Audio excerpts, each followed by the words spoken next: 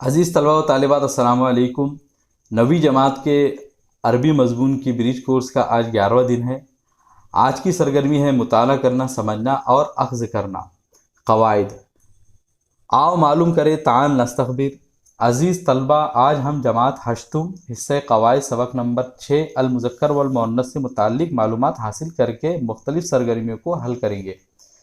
यानी आज की जो सरगर्मी है तो 8वीं जमात के हिस्से क़वाइद के सबक नंबर 6 अल मुज़क्कर वल मुअन्नस से ली गई है। हम बखूबी जानते हैं कि इस्म की दो किस्में हैं, मुज़क्कर और मुअन्नस। यानी अरबी ज़बान में जिन्स के लिहाज से, जेंडर के लिहाज से इस्म की दो ही किस्में हो सकती है। कोई भी नाम दो तरह का होगा, या तो मुज़क्कर होगा या मुअन्नस होगा, जैसे कि उर्दू और हिंदी में होता है। और इंग्लिश में ऐसा नहीं होता है, लेकिन अरबी और उर्दू हिंदी में इस्म जो भी होगा तो वो दो तरह के ही होगा, या तो मुज़क्कर होगा या तो मुअन्नस होगा। यहाँ पे एक चार्ट के ज़रिए हमको बताया जा रहा है कि इस्म की किस्में, यानी इस्म जेंडर और जिन्स के लिहाज से दो तरह के होते हैं, एक तो मुज़क्कर और दूसरा मुअन्नस। मुज़क्कर ये कि ताए तानीस की अलामत नहीं होती। मुज़क्कर यानी ऐसा इस्म जिसके ऊपर मुअन्नस की कोई अलामत ना आती हो, और उसको जो अरब लोग हैं यानी जिनकी मादरी ज़बान अरबी है तो उन्होंने कभी भी मुअन्नस के तौर पर इस्तेमाल नहीं किया है। मुअन्नस जो लफ्ज़ है तो उसकी तीन अलामतें होती है, यानी जो भी मुअन्नस लफ्ज़ आएगा तो उसके ऊपर ज़ाहिरी तौर पर यानी हमको उस पर निशानियाँ दिख जाएंगी, और उन निशानियों को देखकर ही हम समझ जाएंगे कि ये एक मुअन्नस लफ्ज़ है। तो पहला है ताए तानीस, दूसरा है अलीफ़ मकसूरा और तीसरी है अलीफ़ ममदूदा। ये तीन निशानियां हैं। अब ये तीन निशानियों को हम ज़रा तफसील से देखते हैं। यहाँ पे आपकी 9वीं जमात की दरसी किताब का एक स्क्रीनशॉट है जिसमें हमें मुज़क्कर और मुअन्नस के बारे में बताया गया है। जिन्स के एतबार से इस्म की दो किस्में हैं, ये बात हम जान चुके हैं कि जेंडर के लिहाज से इस्म की दो किस्में हैं, मुज़क्कर और मुअन्नस। ज़ाहिरी तौर पर मुअन्नस की तीन अलामत होती है, यानी किसी भी लफ्ज़ में मुअन्नस की तीन अलामतें आ सकती हैं जिनको देख के हम समझ जाएंगे कि ये लफ्ज़ मुअन्नस है। पहली निशानी है ताए तानीस। ताए तानीस किसे कहते हैं? ताए मुदव्वरा को भी कहते हैं, यानी गोल ता को भी कहते हैं। जैसे आलिमतुन, आबिदतुन, करीमतुन, सालिहतुन। तो यहाँ पे जितने भी अल्फाज आए हैं तो आप उसके देख रहे हैं कि उनके आखिर में गोल ता लगी हुई है। तो किसी भी लफ्ज़ के आखिर में अगर गोल ता लगा हुआ आ जाए तो इसका मतलब ये हो कि वो मुअन्नस है। हर वो इसमें जिसके आखिर में ताए मुदव्वरा हो ज़रूरी नहीं है कि वो मुअन्नस हो। जैसे तलहतु, खलीफतुन, अल्लामतुन। बहुत से अल्फाज ऐसे आते हैं कि जिनके आखिर में गोल ता लगी हुई होती है, लेकिन उसके बावजूद हम उनको मुअन्नस नहीं मानते हैं, क्योंकि अरब ने उनको मुज़क्कर के तौर पर ही इस्तेमाल किया है। ये अस्मा मुज़क्कर है तो तलहतु एक मुज़क्कर नाम है, खलीफतु भी मुज़क्कर के लिए इस्तेमाल होता है, और अल्लामतुन भी मुज़क्कर के लिए ही इस्तेमाल होता है। दूसरी मुअन्नस की निशानी है वो है अलिफ़ मकसूरा। अलिफ़ मकसूरा किसे कहते हैं? कि या के ऊपर खड़ा ज़बर। जैसे उक़बा, सुग़रा, उज़मा, बुशरा। तो यहाँ पे जितने भी अल्फाज आ रहे हैं तो उसके आखिर में आप देख रहे हैं कि या है और उसके ऊपर खड़ा ज़बर है, जैसे उक़बा है, सुग़रा, उज़मा, बुशरा। और तीसरी मुअन्नस की निशानी है वो है अलिफ़ ममदूदा। या अलिफ़ ममदूदा किसे कहते हैं? तो आप यहाँ पे कौसैन में देख रहे हैं कि अलिफ़ और उसके बाद में हमज़ा। जैसे अज़राउ, बैज़ाउ, सौदाउ, हमराउ। तो यहाँ पे हम देख रहे हैं कि अज़रा में भी और बाकी की जितने अल्फाज आए तो उसमें देख रहे हैं कि अलिफ़ है और अलिफ़ के बाद में हमज़ा है। तो ये मुअन्नस की तीन ज़ाहिरी अलामत है, यानी कोई भी लफ्ज़ पर अगर ये निशानी आ जाए तो हम उसको देखकर समझ सकते हैं कि ये एक मुअन्नस लफ्ज़ है। अब हम हमारी सरगर्मी की तरफ जाते हैं। आओ अहलियत पैदा करें। तो यहाँ पे हमसे कहा जा रहा है कि सरगर्मी नंबर 1, मय्यिज़ बैनल मुज़क्करी वल मुअन्नसी मिनल अस्माइ तालियती वक्तुबहा मुनफ़सिलन। दर झैल अस्मा से मुज़क्कर और मुअन्नस अलग अलग करके लिखिए। तो नीचे कुछ अल्फाज दिए गए हैं जिनमें से कुछ मुज़क्कर है, कुछ मुअन्नस है, तो हमको मुज़क्कर और मुअन्नस अलग अलग करके लिखना है। तो उसरतुन पहला लफ्ज़ है। उसरतुन माने होता है ख़ानदान, और ये एक मुअन्नस लफ्ज़ है क्योंकि उसके आखिर में हम देख रहे हैं कि गोलता लगी हुई है। कुफ़ाज़ुन, तो कुफ़ाज़ुन के ऊपर हम देख रहे हैं कि मुअन्नस की कोई अलामत नहीं है, तो इसीलिए ये एक मुज़क्कर लफ्ज़ है।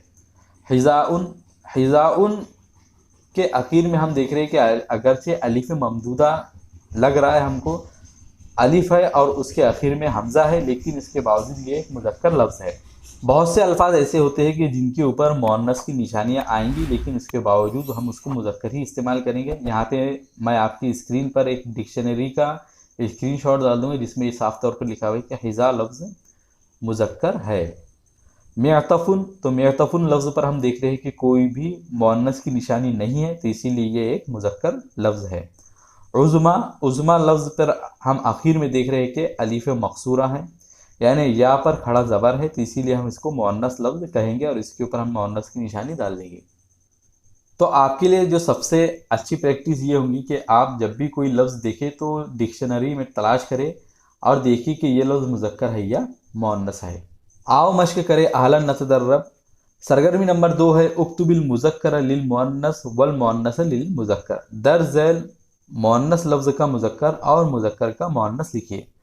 तो हमको यहाँ पे कुछ भी नहीं करना है, जो भी लफ्ज़ के आखिर में गोलता आ रही है यानी वो मुअन्नस है, तो उसके आखिर से गोल ता को हटा देना है, तो वो लफ्ज़ मुज़क्कर बन जाएगा। और उसके अपोजिट करना है मुअन्नस से मुज़क्कर बनाने के लिए। तो पहला लफ्ज़ है सालिहुन, तो सालिहुन के आखिर में हमने गोलता लगा दिया तो लफ्ज़ बन जाएगा सालिहतुन। दूसरा लफ्ज़ है हाफिजुन, तो हाफिजुन के आखिर में हमने गोलता लगा दिया तो लफ्ज़ बन जाएगा हाफिजतुन।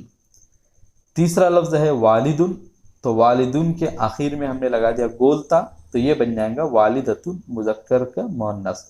चौथा लफ्ज़ है जाहिदतुन, तो जाहिदतुन एक मुअन्नस लफ्ज़ है क्योंकि उसके आखिर में गोलता लगी हुई है, तो हमको इसको मुज़क्कर बनाने के लिए इसके आखिर का जो गोलता है तो इसको हटा देंगे और जो लफ्ज़ है तो बन जाएगा जाहिदुन।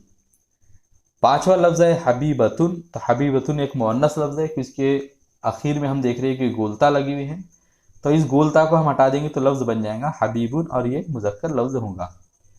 छठा लफ्ज़ है उज़्मा, तो उज़्मा का जो मुज़क्कर है तो वो आज़मु आती है। आखिर में है आओ तख़यलाती बने चैलेंज ताल नकुन मुफ़क्किरीन कम लेट्स बी क्रिएटिव। अज़ीज़ तलबा, आप 2 जुमले अरबी में बनाएं जिसके ज़रिए मुज़क्कर और मुअन्नस की शनाख्त हो।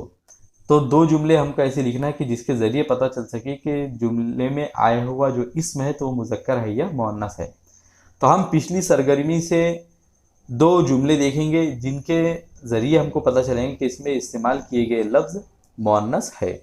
यहाँ पे हमने पिछली सरगर्मी का जो इक़्तिबास था तो उसमें के 2 जुमलों को निशानजद किया है, हाईलाइट किया है। पहला जुमला है तस्कुनु उसरतु रबाब फ़ी मनाली, तो यहाँ पे उसरतु जो लफ्ज़ है तो वो एक मुअन्नस लफ्ज़ है और इसीलिए हम देख रहे हैं कि उसके लिए जो फ़ेल आया है तस्कुनु, तो एक मुअन्नस फ़ेल आया है। इसके शुरू में हम देख रहे हैं कि ता लगा हुआ है, यस्कुनु नहीं है बल्कि तस्कुनु है, तो इससे हमको समझ में आ रहा है फ़ेल के ज़रिए कि उसरतु लफ्ज़ एक मुअन्नस लफ्ज़ है।